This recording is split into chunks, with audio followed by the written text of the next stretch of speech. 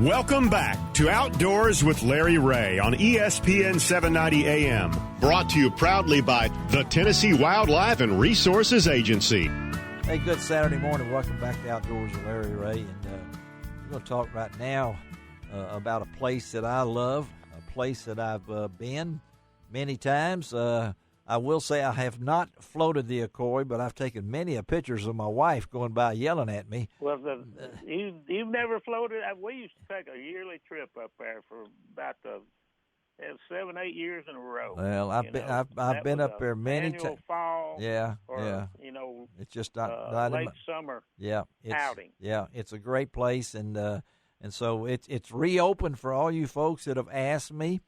It reopened May the 16th, and we're really happy to have on with us this morning on Outdoors with Larry Ray. We have Keith Jenkins.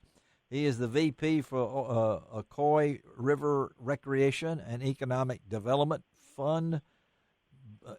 I can't get that on one shirt, So Keith, that's a long title right there. So, and then of course Angelo Giansante. He is also with what are you with? I'm with Tennessee State Parks, Larry. The Tennessee State Parks, the Tennessee State Parks. And our good friend, of course, he helped set up this thing with Scott Fielder. He's the PR public relations man for the TVA, and glad to have Scott help us with you guys. It is one of my favorite places. I was privileged to be there before it opened on a tour of outdoor riders. I was privileged to be there before the Olympics. I was privileged to be there when the Olympics. It's the only time I've been with a group of outdoor riders where we lost one of our riders as we were touring the place because he was stuck back by the French bus. They were changing into their outfits and didn't care who was watching. So I have that memory of Sam Robertson back. We said, "Where's Sam? He's back here watching the French." And I said, "What? He's back?" Oh, okay, but that's just one of my coy stories. But guys, let's talk with the man who's been there 13 years with the state parks and really a part of his life. He is the park manager at the Hiawassee Ocoee Scenic River State Park, and that's Angelo Giansante. Angelo, talk about what this place means to you and what it means to get things back rolling a little bit. Thanks, Larry. Thanks for the opportunity. This means the world to me. I believe that everyone should get to have this experience, even if it is just as a spectator. It's a great place to come and watch as much as participate, but I really like for you to get out and participate. When this pandemic got started, that was one of the biggest things that first came to my mind was like, how are we going to get these people out to where they can come and have these big adventures and raft? Because one of the neatest things I've gotten to see is when I tell people that I'm a park ranger over at the Ocoee or a park manager now, a lot of them will show me pictures on their wall of them getting to go out on the Ocoee. Yes. That's the biggest adventure I ever had. And I just love being a part of that, and I love working with the outfitters. And so this means what it means to me is that people get to get back to their birthright and get to get back outdoors. Yeah. Yes. And get to put smiles on their faces in a place that I've come to love. Well, I want to thank Angela. I also want to thank you for your service coming off Memorial Day weekend. Angela's an Army veteran, served in Iraq, and I appreciate your service, young man, too, to our country. And I'm not sure that you were born in Polk County. If you were, you're the only Giansante there. So where are you from, Angelo? I grew up in inner city Nashville, well, boy, that's great. Yeah, that's great. Yeah, so you're obviously you love this place, and I guess it's easy to say that Keith Jenkins loves it too, because Keith, by looking at your bio and where you've been and what you've done and river trips in Central America, Mexico, you haven't been on the same river that our President Teddy Roosevelt went on, did you? I mean, I hope you didn't get on that river. That's no.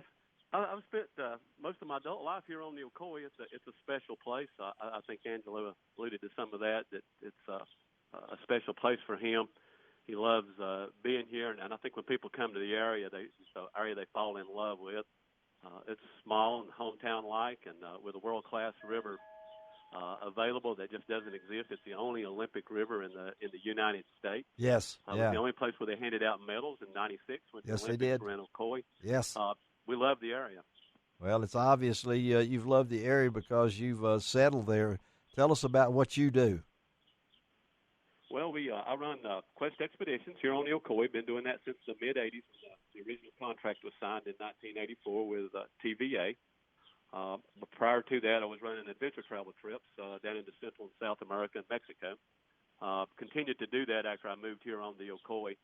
The Ocoee grew so much that it began to take more and more of our time. When the Olympics were announced that they were coming, the river became even more popular than it was. Yeah. In '96, we opened up a new section of river up on the upper due to the Olympics. I was there. Yeah, I was there doing all this. And, again, we're talking to Keith Jenkins and Angelo Giansante. And I know you guys, what was it like and what's it been like and what was reopening like for you guys? Let's talk to Angelo first about that void when everything was quiet. What was it like for you? Then what was it like to finally get the thing back open? It was almost like the first day of school in a good way. Yeah. There you go. It's so quiet. You know, as park rangers, we're used to people camping and happy, smiling faces and, Yes. you know, the fire smell when you come around and then you're just patrolling an empty campground. It was not at all what we're designed for or what we do. And it was hard on us. So getting the show back up and see these outfitters and the guides coming back, and every year it's like this, but this year I think it was a little bit different because people really appreciated it more. The guides, they all go off and do these big adventures over the winter, and then you come back and you get to hear their tales and what they got into, and, you know, you just always assume, well, here comes March and April, we're back around, we're going to get started, and this was not the typical thing. So when we got to see people back on the river, we've been really happy to see people back on the river. It's been appreciated a lot. So much more. And Keith, I know with your with Quest Expeditions, and you're part of the Ocoee River Recreation and Economic Development Fund Board. You're on the board. It's business for you, and so I'm sure it took a hit at you, not only just getting the people back, but in the pocketbook. So I don't. A lot of people just don't realize what that means to Southeast Tennessee, what it means to the state of Tennessee when you can throw in. Last year, commercial rafters, 168,213 customers down the Ocoee. So talk about it from the business side, Keith. Well, from the business standpoint, we were really concerned and wondering about when that season was going to get open. There have been so many changes through the process of trying to get open, what the virus was doing, how it was hindering business and getting opened. There was a lot of concern and worry about taking care of our guests if they were allowed to come back, worried about taking care of our staff as they arrived back here. And as we started out, I think as everyone was approaching last weekend, there was a lot of excitement. The weather turned out real nice last weekend. Looks like another nice weekend this weekend. Yes. And so that was produced a lot of excitement for us. But on the business perspective, we've obviously started the season down, so we were really anxious to get going. See people coming back into Ocoee. For the most part, it looked like a very successful weekend. People were really anxious to get outside and really put some normal back in their life. Earlier, Angelo had mentioned that in another conversation, how much people wanted to put some normalcy back in their life. And we've seen a lot of that coming in through the doors this weekend. People ready to get outside, experience a little excitement in their life, get out from sitting around the house, and get back to doing something that was fun, put some enjoyment in life. What about any changes now from the past with COVID and everything? One of you guys can answer that question for me. If someone from Memphis, and I know we have a lot of folks from way over here, will make that journey over to Southeast Tennessee. So one of you talk about what has COVID done for us, safety features and things along that, and when you're floating the river. Well, safety-wise for us is high on the priority list, as it is with Angelo and the state park, and we work together with that and forming a plan. We wanted to make sure that everything was as safe as we could possibly make it. We were going by CDC guidelines. We also involved some United States Coast Guard guidelines in there on gear and equipment. Good. We were a little bit different than many of the other businesses that was opening up in Tennessee. And we also conversed with the health department. So we used 3 different agencies' guidelines and came up with a plan. Obviously, there's more sanitation going on, additional cleaning times throughout the day, gear being sanitized after it's been handled every occasion, everything from paddles, life jackets, helmets, all the way down to the pens that are used in the office to sign check-in and things of that nature. We're checking more people in outside. We're doing more stuff outside than what we're doing inside of bringing people in. For instance, people are even coming into the cafes and the restaurants and a little more outdoor dining available. So making a lot of adjustments to make sure that we're trying to keep people safe, our staff safe. And we worked a lot with Angelo on that plan. We did a lot of conversation on it, made changes throughout of it, listened to each other's ideas with all the agencies. And we thought we came up with a workable plan, and we'll still change that as we move through the season and as needs change and as information changes. So, folks, to get information right now, where do they go for information about the area? From your standpoint, Angelo is a part of the state parks. They can go to the park website, I'm sure.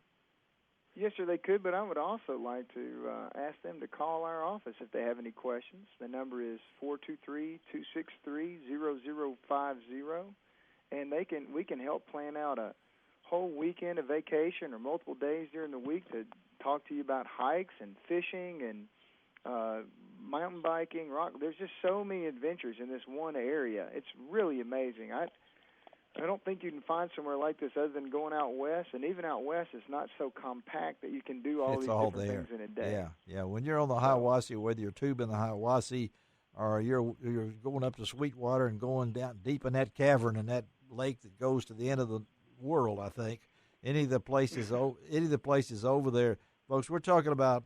And I didn't realize till Scott Fielder sent me this information that the reopening the season is important because it drives $43 million into Polk County, Tennessee, and provides 600 jobs. Hey, fellas, I wish we had more time, but Keith, how they can get in touch with you? Give them that.